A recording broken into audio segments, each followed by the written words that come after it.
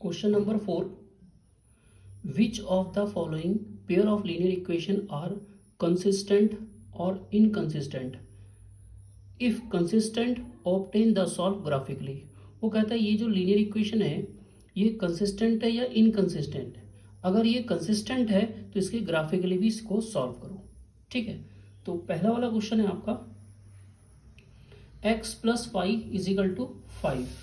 तो इसके पहले हमें ये बताना पड़ेगा कि कंसिस्टेंट होता है, कंसिस्टेंट है या इनकंसिस्टेंट। तो मैंने बताया था आपको, मान लो दो इक्वेशन है आपके पास, a1x plus b1y plus c1 is equal to 0, a2x plus b2y plus c2 is equal to 0।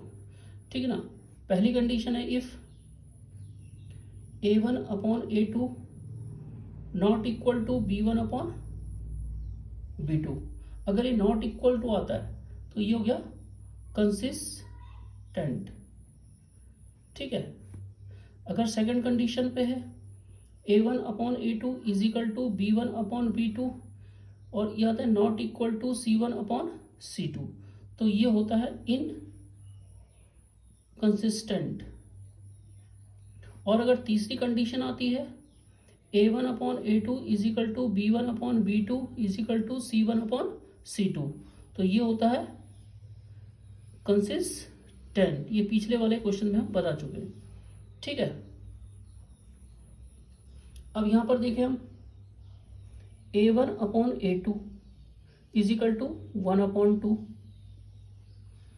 b1 upon b2 is equal to 1 upon 2, c1 upon c2 is equal to 5 upon 10, 5 1 जा 5, 5 2 जा 10, तो तीनों equal आ गए। तो क्या हो गया, consistent हो गया। यानी कि a1 upon a2 is equal to b1 upon b2 is equal to c1 upon c2, तो ये क्या बन गया, कंसिस्टेंट। अगर ये कंसिस्टेंट है तो ऑब्टेन द सॉल्व ग्राफिकली, तो ग्राफिकली इसको सॉल्व करना है। ठीक है ना। हम पहली वाली इक्वेशन लेते हैं x plus Y is equal to 5, तो यहां से आप x निकाल दो, 5 माइनस वाई, तो ये x और y। x की जगह y की जगह अगर मैं 1 लिखता हूं तो 5 में से 1 गया 4, अगर 2 लिखता हूं तो 3, और 3 लिखता हूं तो 2, 3 लिखो 5 में से 3 गया 2, तो ये बन जाएगा। ये तो इक्वेशन फर्स्ट थी। ऐसे इक्वेशन सेकंड, दूसरी वाली इक्वेशन क्या है, 2x plus 2y equal to 10, तो यहां से x निकाल दो, x इज इक्वल टू, ये 2y उधर चला गया, 10 माइनस 2y, क्योंकि 2y उधर जाके माइनस का हो जाएगा, 2 इसके नीचे चला जाएगा और ये आ गया।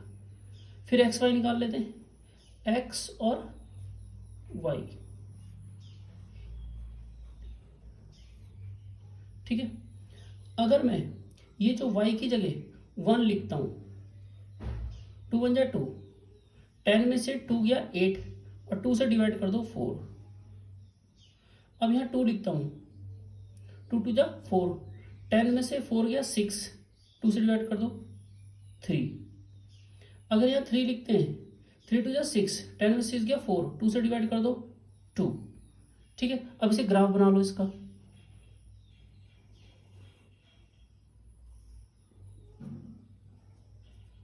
वन टू थ्री फोर, 1 2 3 4, तो सबसे पहले क्या था, 4 और 1, 4 ये हो गया और 1 ये आ गया।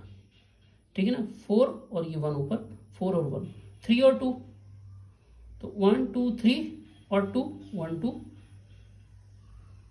ये आ गया 3 और 2, 2 और 3, 2 ये आ गया और 3 कहाँ गया, ये यहाँ आ गया, और ये क्या हो गया, ए की लाइन में आ गया। ठीक है, पहला वाला क्या था 4, 1, दूसरा वाला क्या था 3, 2, तीसरा क्या था 2, 3। और देखो 4 1 3 2 2 3, ये दोनों सेम है, तो यहां पर ये दोनों एक दूसरे को क्या करेंगे, ओवरलैप करेंगे, यानी कि दूसरी भी इसी के ऊपर से जाएगी। ठीक है, तो ये हो गया आपका X plus Y is equal to 5 भी यही है और 2x plus 2y is equal to 10 भी यही है। ठीक है, ये तो हो गया first.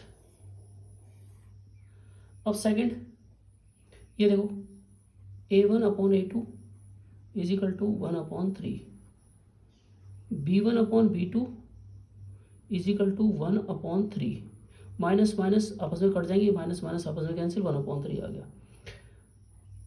c1 upon c2 is equal to 8/16, 8 बन जाए 8/6, तो ये क्या आ गया तीसरा वाला, यानी कि a1 upon a2 is equal to b1 upon b2 is equal to c1 upon c2, नहीं तीसरा नॉट इक्वल टू है क्योंकि ये 1/3 1/3 1/2 है, ये वाला आ गया, तो इनकंसिस्टेंट हो गया, इनकंसिस्टेंट।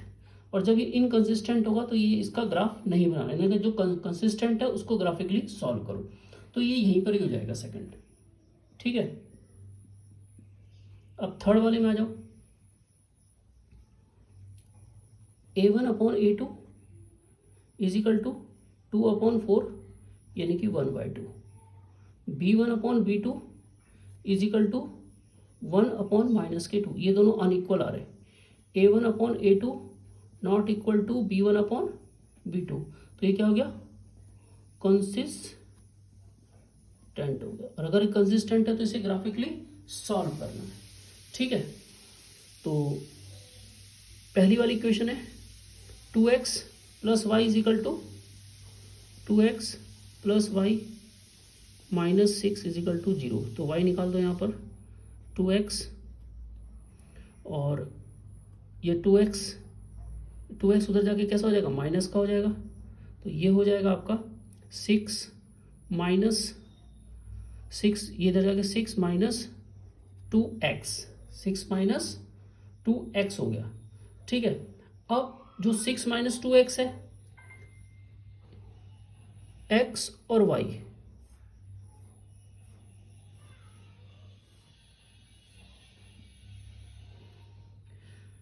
अब बना लो यहां पर x की जगह कुछ वैल्यू रख देते हैं। ठीक है, x की जगह आप क्या रखने हैं, x की जगह रख लो आप 0, तो कितना आएगा 6, x की जगह लिखो आप 1, 2 1 2, 6 में से इतना गया 4, x की जगह लिखो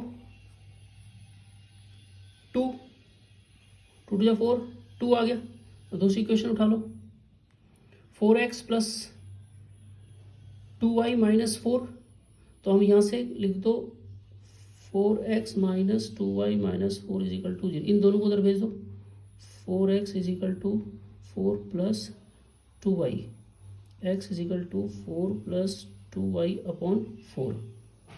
ठीक है, x और y निकाल देते हैं, x y, तो x की जगह अगर हम y की जगह 0 लिख लेते हैं, ये 0 हो जाएगा, तो 4/4, 0 रखने पर 1 आ गया। अगर मैं 2 रखता हूँ, 2 2 4, 4 और 4 8, 4 2 8, तो 2 आ गया। और अगर मैं 4 रखता हूँ यहाँ पर, 4 2 8, 8 और 4 2 12, तो ये आ गया 3 आ गया। ठीक है, अब इसको ग्राफ में बना लेते हैं हम लोग।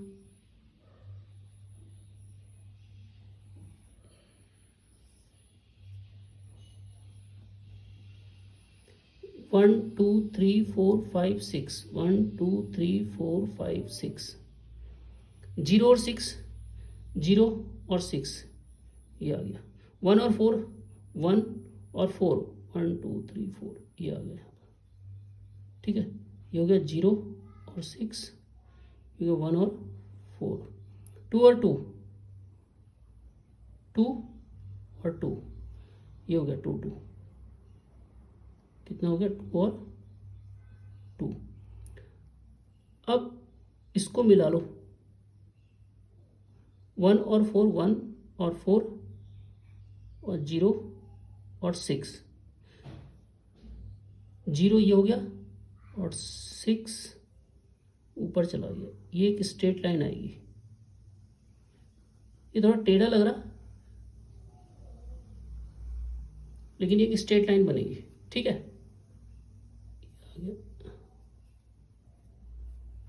फिर उसके बाद 1 और 0, 1 और 0 यही रहेगा, 2 और 2 ये आ गया, 3 और 4, 3 और 4 ये आ गया, इसको मिला लेंगे,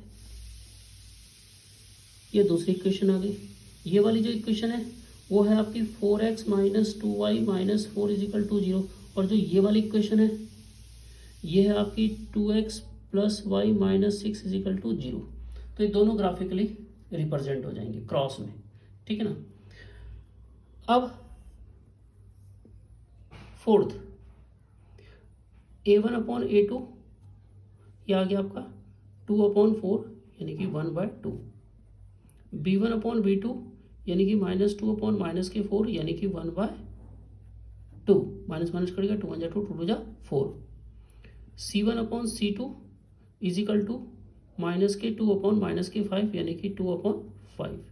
तो यहाँ पर क्या आया, a1 upon a2 is equal to b1 upon b2 और not equal to c1 upon c2। तो ये आ गया इनकंसिस्टेंट, तो ये आगे नहीं चलेगा, तो ये हो गया।